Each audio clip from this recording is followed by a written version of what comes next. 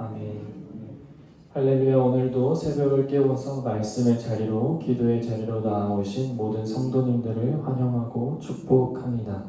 오늘 본문은 솔로몬이 하나님의 성전을 건축하는 이야기가 나오는데요. 성도님들도 살아오시면서 이 집 때문에 여러 차례 고민을 해보셨을 거라 생각이 됩니다. 회사에서나 또 가정에서의 크고 작은 일들은요, 어떻게든 넘어가고 해결을 이제 조금씩 해갈 텐데요. 이 집 문제가 딱 눈앞에 현실적으로 놓여오시면요, 온 신경이 글로 쏠리게 되죠. 요즘 시대는 더욱이나 이 집이라는 존재가요, 단순히 사람 사는 공간을 넘어서 인생의 무게로도 다가오기도 합니다. 청년 세대는요, 이제는 내 집 마련이라는 것은 그림의 떡이라고도 말하고요. 또 장년층은요, 평범한 가정의 경우 이 집의 어떤 대출과 또 이자들로 머리가 아프기도 합니다. 이처럼 집을 마련하고 짓는다는 것은요, 곧 우리의 인생을 세우는 것이라고도 할 수 있겠습니다. 솔로몬은요, 그토록 중요한 집을 짓습니다.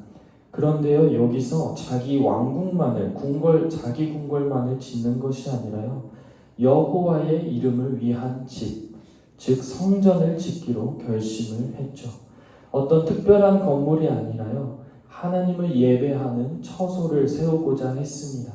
이 집이 주는 의미, 그리고 여호와 이름을 위한 집은 어떤 의미를 담는지 함께 은혜를 나누고자 합니다.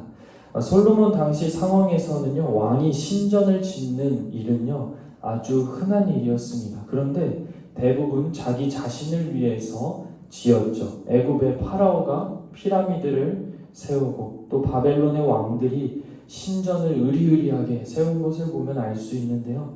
이는요, 어떤 다른 의미가 아니라 자신의 업적과 자신의 권세를 드러내기 위해서 자신의 이름만을 위한 집을 지었습니다. 그런데 솔로몬은 달랐죠. 성전이 자기 왕권을 과시하기 위해서 지은 것이 아니라요, 하나님의 이름을 높이기 위해서 지은 집이라고 합니다. 더 중요한 것은요, 그 성전에 하나님을 가두거나 또 그 성전에만 이제부터 하나님이 계실 거다라는 의미로 짓지는 않았다는 것입니다. 함께 역대하 오늘 본문 말씀 2장 6절 말씀을 함께 읽겠습니다.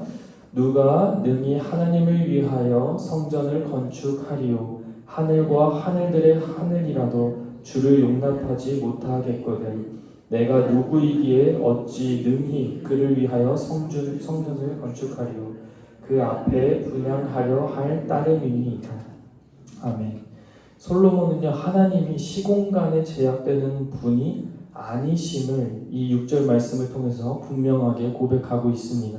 성전은요, 하나님의 거처라기보다는 백성들이 하나님께 나아가는 상징적인 장소로서 예배하는 처소로 짓는다고 하나님의 초월성에 대해서 겸손히 고백을 합니다.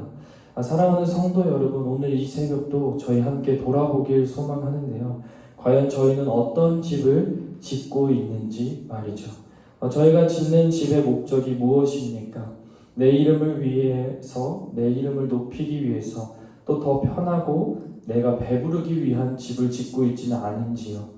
더 좋은 아파트와 더 좋은 사회적 지위가 목적이 되어서 집을 짓고 있지는 않은지 말이죠.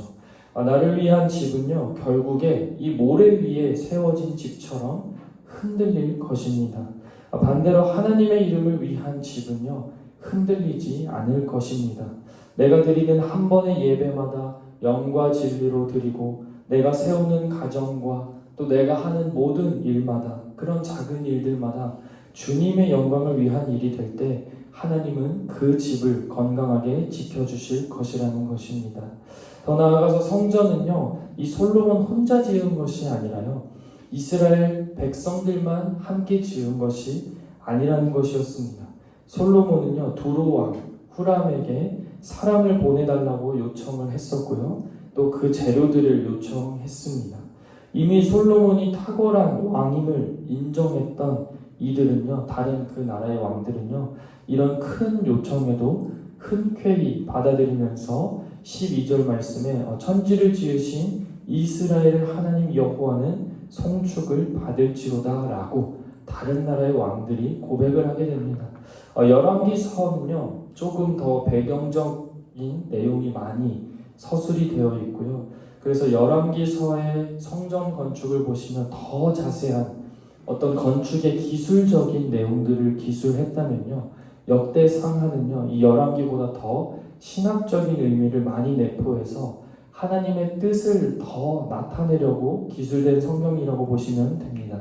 그래서 누가 무엇을 줬고 얼마나 줬다라고 오늘도 쓰여 있었지만 이보다 더 중요한 것은요 메시지를 말하고 있습니다. 어떤 메시지냐면요, 이 성전은요 이스라엘의 하나님을 위한 성전이라고 여길 텐데도 그 집을 세우는 과정에서 아주 정말 수많은 이방인이 참여했다는 것입니다.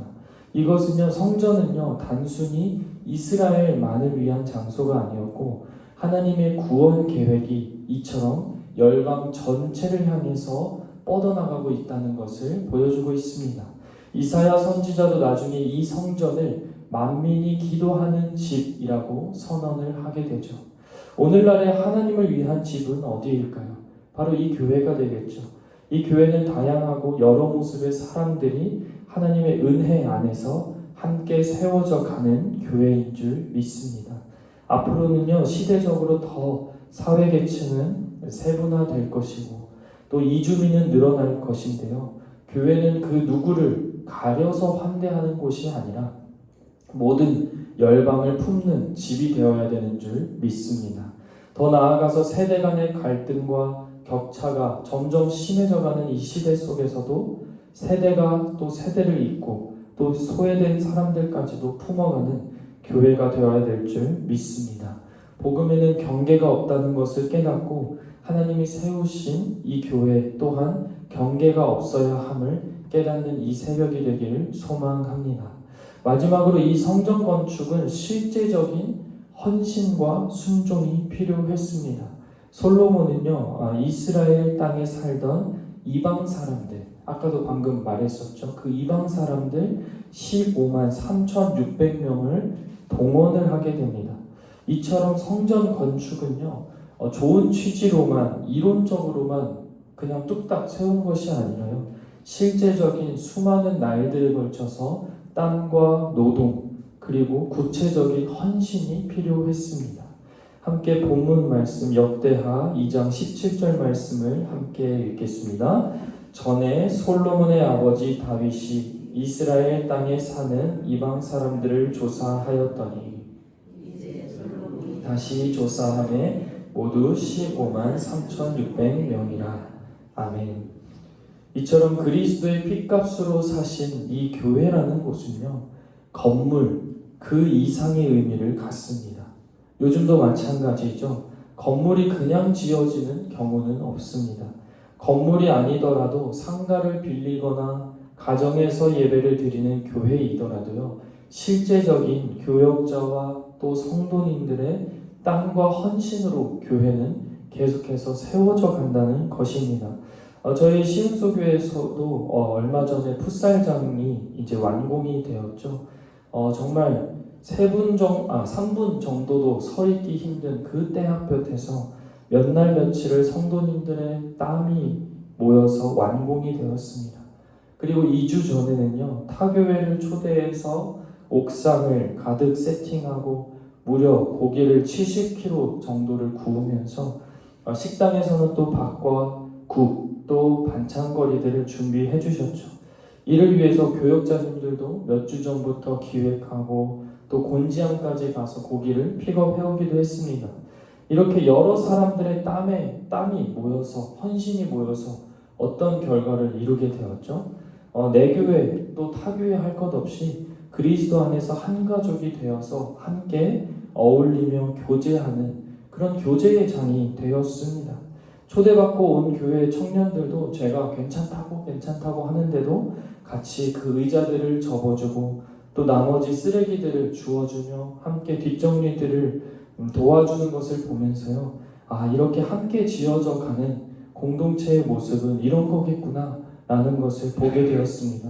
이렇게 교회는요, 세워지는 것으로 그냥 끝나는 어떤 건물로 끝나는 것이 아니라 각자의 역할에서 땀의 헌신과 섬김의 순종들이 모여서 더 든든히 세워가는 것인 줄 믿습니다. 교회는 단순한 건물 딱 하나의 의미로 존재하는 것이 아니라는 것이죠. 오히려 건물이란 존재는요, 없을지라도 이 교회라는 공동체로 모인 곳에서는요, 예수님의 사랑을 닮은 그 헌신과 그 섬김이 넘쳐난다는 것입니다. 시흥소 교회도 이렇게 아름다운 교회를 또 다음 세대에게까지 물려주는 그런 교회가 되길 소망합니다. 이처럼 함께 지어져가고 세워져가는 좋은 의미를 갖고 신앙생활을 하면 너무 좋지만요, 반대로 교회를 소비하는 곳으로 여기는 사람들도 많아졌다는 것은 불편한 사실이기도 합니다. 예배를 받으러 오고 어떤 프로그램의 혜택을 누리러 오고 또 장소와 교회의 모든 것은 free, 자유라고 또 공짜라고 여기며 서비스를 받으러 오는 것으로 여긴다는 것이죠. 헌신과 또 섬김을 권면하면 뒷걸음질하는 경우도 있습니다. 저희 학생들과 청년들도 아직 어린 나이지만 이런 부분들을 훈련시키고 교육시키고 있는데요. 교회는요, 서비스 받는 곳이기도 하죠. 맞습니다. 하지만 서비스만 받고 끝내는 곳이 아니라요, 소비하러 오는 것이 아니라 함께 헌신과 섬김으로 함께 세워져 가야 되는 곳인 줄 믿습니다. 코로나 이후에 비대면 예배가 많아지고 아직도 여전히 비대면 예배뿐만 아니라 설교도 마치 온라인 쇼핑처럼 이렇게 골라서 듣고 그런 경우도 있습니다. 그렇게 교회라는 의미가, 이 건물이 주는 의미가 폐쇄되고 줄어들고 편리함을 추구하는 이 시대 가운데 누군가는 또 다른 곳에서 묵묵히 땀과 눈물을 흘리며 기도로 교회를 세워가고 있다는 것이죠. 바라기는요, 시흥소 교회와 또 이 한국 교회가 하나님의 이름을 높이는 집이 되길 소망합니다. 이제는 더 나아가서 성령 하나님께서 저희 안에 계시며 거하시며 각 한 사람 한 사람이 하나님의 성전이 되었다고 고린도전서에서 말씀하고 있습니다. 거룩한 주님의 성전이 된 저희는요, 이제 더 이상 사람의 욕심으로 채우는 인생의 집을 짓는 것이 아니라요, 하나님의 이름을 높이는 집을 짓고 또 작은 실천들까지도 주님의 영광을 위해 살아가는 저와 여러분이 되기를 간절히 소망합니다. 이 시간 함께 기도하도록 하겠습니다. 사랑해 주님 감사합니다. 오늘 말씀을 통해 저희가 어떤 집을 짓고 있는지 돌아보게 하시니 감사합니다. 저희의 욕심과 이름을 높이는 집이 아니라 오직 하나님의 이름을 높이는 성전이 되게 하여 주옵소서. 그리하여 저희의 예배와 삶이 언제나 하나님께 향하게 하여 주옵소서. 또한 저희 교회가 열방을 품는 집이 되게 하시고 각 가정이 작은 성전으로 세워지게 하여 주옵소서. 그리하여 우리의 작은 헌신과 섬김이 모여 주님의 몸된 교회를 든든히 세우게 하시고 또 이 땅 가운데 주님의 영광을 드러내게 하여 주옵소서. 그리하실 줄 믿사오며 예수님의 이름으로 기도드립니다. 아멘. 함께 주기도문으로 예배를 마치겠습니다. 하늘에 계신 우리 아버지여, 이름이 거룩히 여김을 받으시오며 나라가 임하시오며 뜻이 하늘에서 이루어진 것 같이 땅에서도 이루어지이다. 오늘날 우리에게 일용할 양식을 주옵시고 우리가 우리에게 죄 지은 자를 사하여 준 것 같이 우리 죄를 사하여 주옵시고 우리를 시험에 들게 하지 마옵시고 다만 악에서 구하옵소서. 대개의 나라와 권세와 영광이 아버지께 영원히 있사옵나이다. 아멘. 이 시간 함께 나눈 말씀을 기억하시면서 하나님께서 새벽 이슬과 같이 주신 말씀이 오늘 나의 삶을 인도해 주시는 생명의 말씀이 되기 위해 기도하시겠습니다. 또 저희 시흥소 교회와 저희가 섬기고 있는 선교지와 지역사회와 이웃을 위해 또 하나님이 세우신 담임 목사님을 위해 원로 목사님을 위해 또 함께 돕는 중직자와 부교육자들을 위해 또 교회의 환우분들을 위해 기도하시겠습니다. 다음으로 작정한 태신자들을 위해 함께 기도하겠습니다. 성도님들께서 작정하신 명단을 오늘 순서에 맞춰서 불러드리겠습니다. 안혜미, 안호정, 양덕무, 양미화, 양아름, 양원모, 양은영, 양재혁, 양재훈, 양천웅, 엄영화, 여정미, 염균함, 오미정, 오민근, 오복희, 오영근, 오진숙, 오칠한, 원철황, 유경임, 유덕복. 함께 부른 이 명단의 태신자들이 다시금 복음을 만나고 하나님의 진리를 깨닫고 하나님께 돌아오도록 함께 기도하겠습니다. 마지막으로 이 새벽 간절히 기도의 응답을 간구하기 위해 가지고 나오신 개인의 기도 제목들을 가지고 함께 기도하시겠습니다. 사랑해 주님 감사합니다.